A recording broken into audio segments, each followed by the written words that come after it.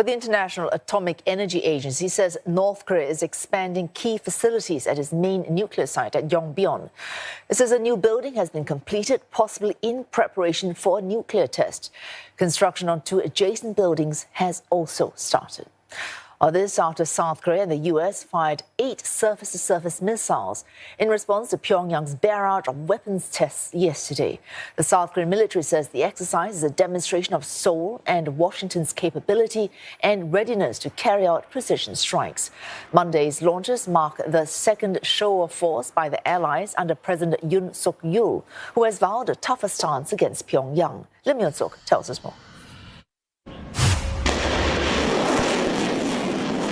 A show of force after North Korea's latest provocations. In the combined live-fire exercise, the U.S. Forces Korea said 1 missile had been deployed by the U.S. Army, while the South Korean side had fired 7. Having followed the necessary notifications for air and maritime safety, the exercise lasted for about 10 minutes, with the weapons traveling from northeast of South Korea into the East Sea. The drill took place as South Korea's marked the 67th Memorial Day in honor of those who died for the country, mainly during the 3-year Korean War from 1950. In a speech at the ceremony, President Yoon said his government would respond firmly and sternly to any provocations from North Korea. 북한의 핵과 미사일 위협은 고도화되고 있습니다. 어제도 여러 종류의 탄도미사일을 발사했습니다. 북한의 핵미사일은 한반도는 물론 동북아와 세계 평화를 위협하는 수준에 이르고 있습니다. President Yoon, who took office last month, has pledged to take a more hardline approach towards the isolated North compared to his predecessor Moon Jae-in's pro-engagement policy.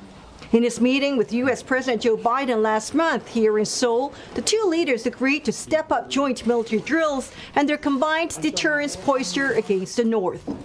North Korea's firing of 8 short-range ballistic missiles on Sunday, according to some observers in South Korea, could be a response to the military exercises early conducted by the United States and South Korea, which involved an American aircraft carrier for the first time in more than 4 years. But the biggest worry for many here in South Korea is that Pyongyang's recent provocations may just be a prelude to something larger, such as another nuclear test, which would be a 7th since 2006 and the first in more than 4 years. Lim Yun-suk, CNA, Seoul.